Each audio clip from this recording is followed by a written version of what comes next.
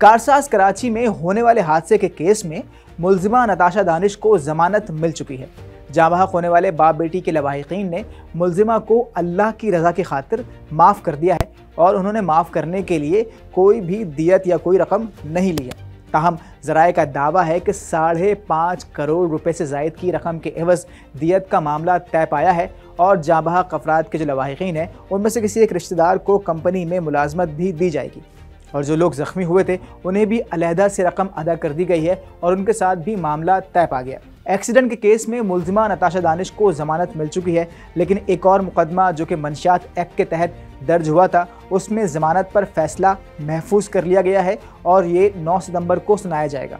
जब से आज सुबह जब से ये खबर आई है सुनानामे राज़ीनामे की, उसके बाद से पाकिस्तान के सोशल मीडिया के ऊपर बहुत सारी बातें की जा रही हैं और बहुत सारे सवालात किए जा रहे हैं और इन्हीं सवालात का जवाब जानने के लिए हमने राब्ता किया है advocate high court Farrukh Usman से।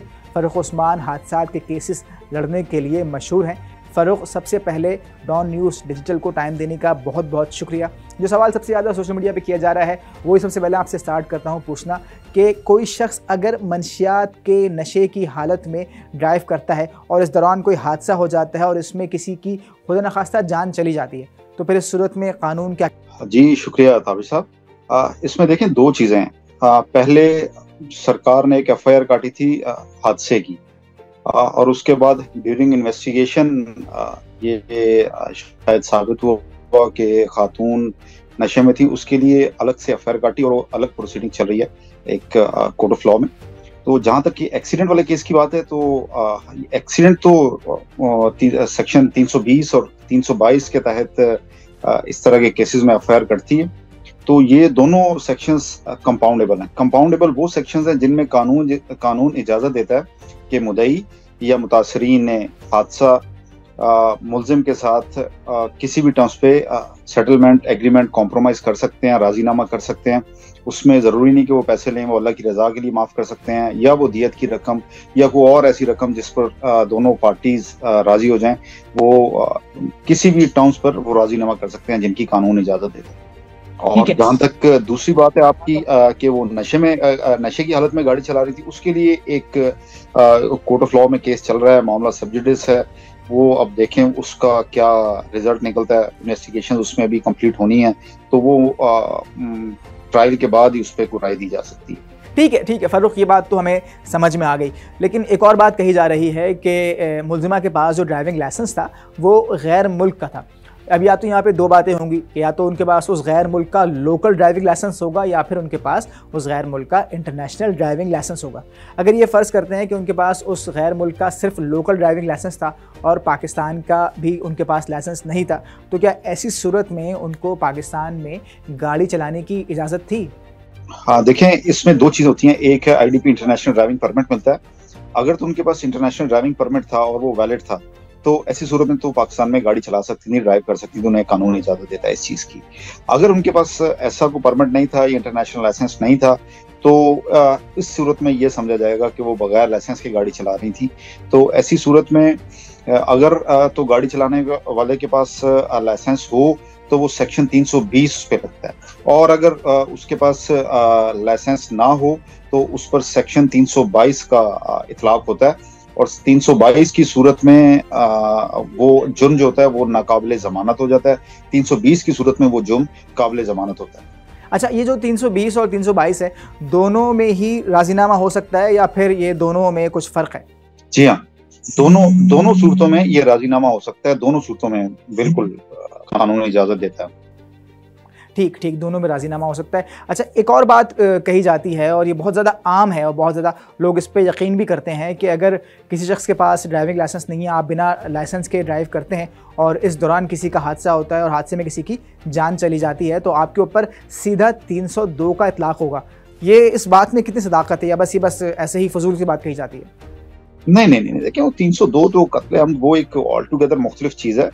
हादसे में गाड़ी चलाते वक्त अगर कोई हादसा हुआ है तो हादसे में से कत्ल का कोई वास्ता नहीं है। वो 302 का 320 या 322 से कोई वास्ता नहीं है। ये एक अफवाह साज फैक्ट्रियों ने ये बात जनरेट की हुई है। इसका हकीकत से कोई ताल्लुक नहीं। अच्छा फ़र्रुख, रियासत जो है वो ज़िम्मेदार होती है, उसके ऊपर ज़िम्मेदारी आयद होती है एक शहरी की जान और माल की। तो क्या अगर किसी शख्स को राह चलते कोई गाड़ी कुचल कर चली जाए तो क्या इस सूरत में रियासत मुद्दई बन सकती है, भले ही राजीनामा हो चुका हो? क्या रियासत खुद इस केस को परसू कर सकती है, जैसे हमने देखा था कि जो शाहजेब कत्ल केस था उसके अंदर रियासत खुद मुद्दई थी? जी देखें, ये दो मुख्तलिफ सिचुएशंस हैं, दो मुख्तलिफ सिनेरियोज हैं जिनको शायद मिक्स किया जा रहा है यहाँ पर। रियासत भले खुद अगर मुद्दई हो एक्सीडेंट के केस में, लेकिन जो कॉम्प्रोमाइज का या राजीनामे का इख्तियार है वो मरने वाले के वर्सा के पास है। मरने वाले के वर्सा अगर चाहे राजीनामा करना तो उसको रियासत रोक नहीं सकती, एक चीज।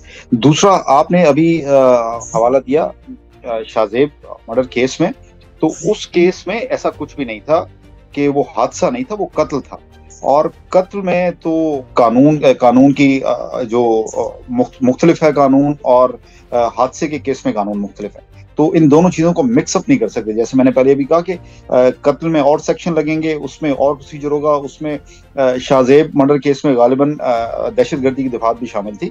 इसमें ऐसा कुछ नहीं है, ये तो सिंपल एक्सीडेंट का केस है जो 320 या 322 के तहत चलेगा। सेक्शन 320 या 322 है ताजीरात पाकिस्तान का, उसके तहत चलेगा।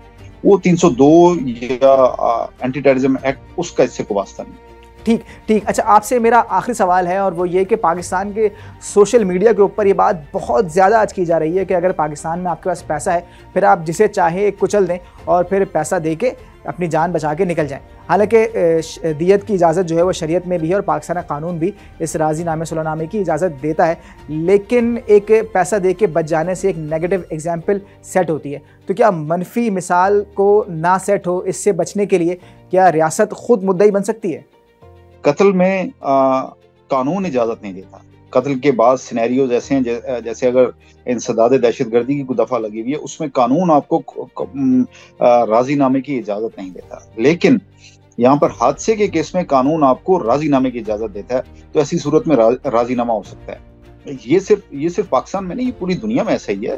आप अगर एक्सीडेंट को होता है, कोई हादसा होता है, जहां पर राजीनामे की इजाजत है, ऑफेंस कंपाउंडेबल है, वहां पर अब वो पैसे वाला है, वो पैसा दे करके या उससे माफी मांग करके या किसी और तरीके से मुद्दईयान को राजी करके कहता है कि जी मुल्जिम को माफ कर दें, और वो जा करके कोर्ट ऑफ लॉ में माफ कर देते हैं, तो रियासत या कोई और ऐसे केस में मदाखलत नहीं कर सकता।